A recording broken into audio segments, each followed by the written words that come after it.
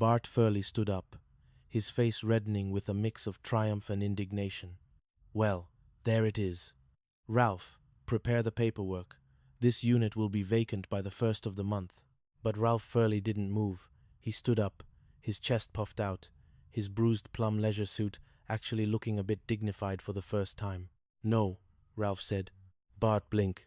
Excuse me? I said no, Bart. You aren't evicting anyone. This is my building. You might be the serpent of the board, but I'm the manager. And I'm telling you that Jack Tripper is the best tenant I've ever had. He's my friend. You're choosing these deviants over your own brother? Bart hissed.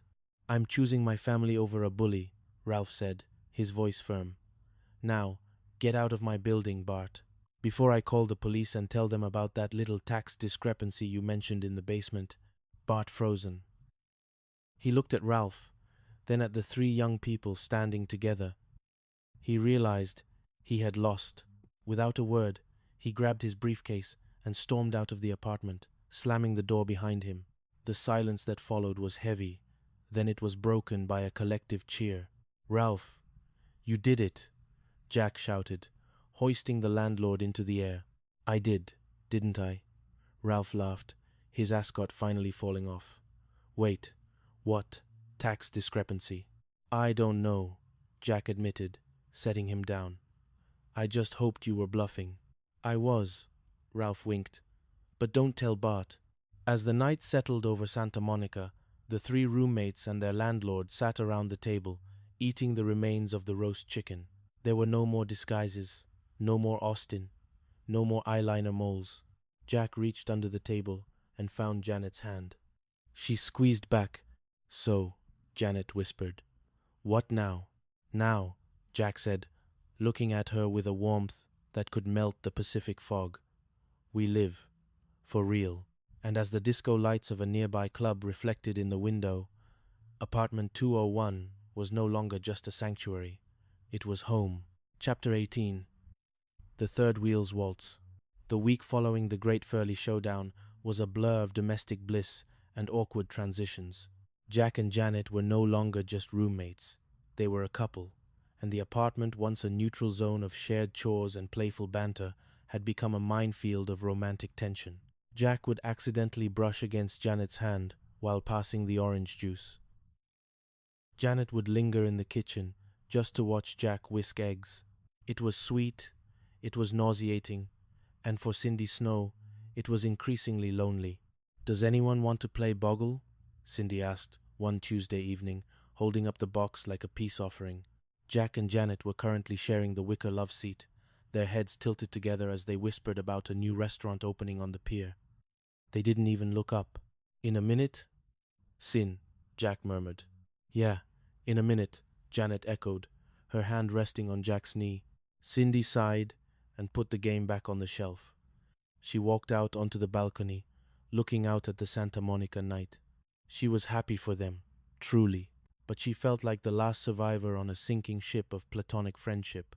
Even the ferns, now thriving under Janet's renewed care, seemed to be mocking her. Rough night, kid? Cindy jumped.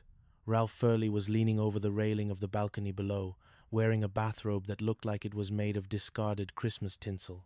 Oh, hi, Mr. Furley, Cindy said, leaning on the railing. I'm just getting some air. I hear ya, Ralph said, shaking his head. The air in that apartment is pretty thick with, well, you know, love is a beautiful thing, Cindy, but it can be a real pain in the neck for the neighbors. I just feel like a third wheel, Cindy admitted. Or a fifth wheel. I don't even know how many wheels I am anymore. You're a spare tire, kid.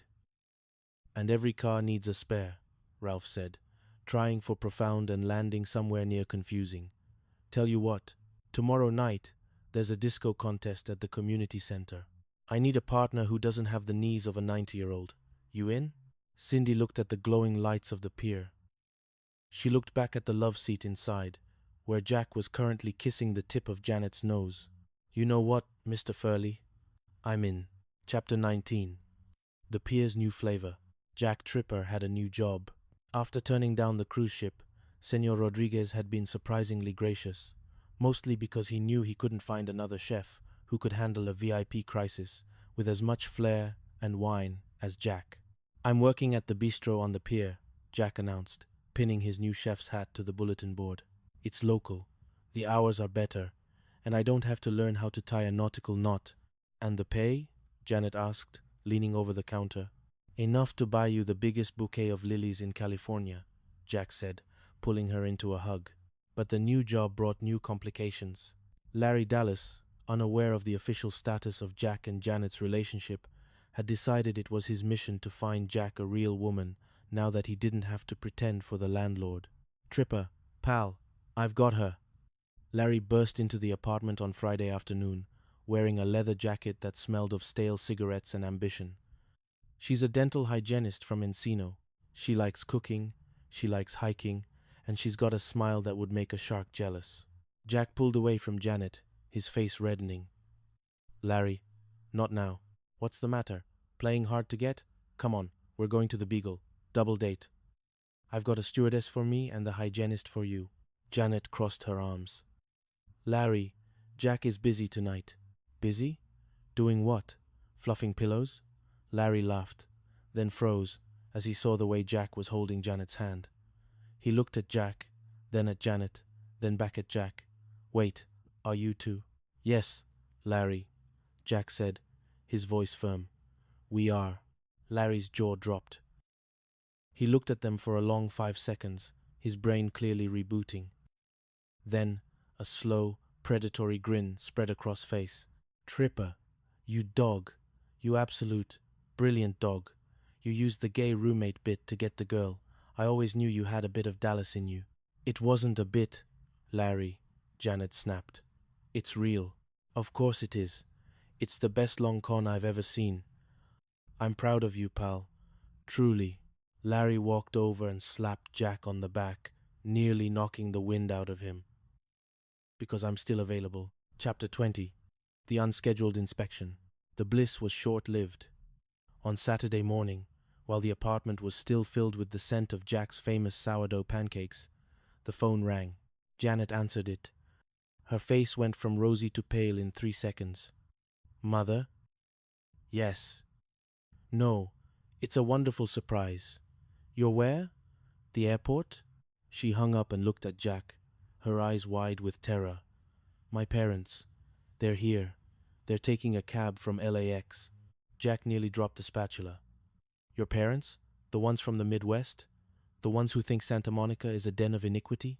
"The very ones," Janet said, frantically starting to clear the table. "They think you're my very nice, very platonic roommate. They don't know about the cowboy. They don't know about the truth. And they definitely don't know that my roommate is currently wearing my favorite bathrobe." Jack looked down at himself. He was, indeed, wearing Janet's silk robe. Right. Emergency. "Cindy! Get the boggle! Hide the flowers!" The next hour was a whirlwind of frantic cleaning and character reassignment. Janet's parents, Roland and Martha Wood, were the salt of the earth if the salt was extremely conservative and prone to judging people based on the length of their sideburns. "Janet, darling," Martha Wood exclaimed, stepping into the apartment and immediately sniffing the air for the scent of marijuana. "It's so good to see you. And the apartment, it's so colorful." Roland Wood, a man whose handshake could crush a walnuts, looked Jack up and down. "That's me, sir," Jack said, now dressed in a sensible sweater and slacks, trying to look as non-threatening as possible. "Would you like some tea? Or perhaps some very mild herbal infusion?" "Coffee. Black," Roland grunted. The afternoon was a slow-motion car crash. Martha kept asking Jack about his interests, and Jack, terrified of slipping up, kept talking about his collection of vintage buttons. Roland spent most of his time looking at the love seat, as if trying to calculate the mathematical probability of 2 young women and 1 man living together without a scandal. "So, Jack," Martha said, leaning in, "Janet tells us you're very artistic." "Oh, yes," Jack said, his voice trembling. "I love the arts. I love the theater. I love knitting. I'm currently working on a very large tea cozy." Janet closed her eyes, praying for the floor to open up. The breaking point came when Ralph Furley, unaware of the visitors, burst through the door, wearing his disco contest outfit, a sequined jumpsuit that looked like it had been stolen from the set of Saturday Night Fever. "Jack, Janet, look at me. I'm a disco inferno." Roland and Martha Wood stared at him in horrified silence.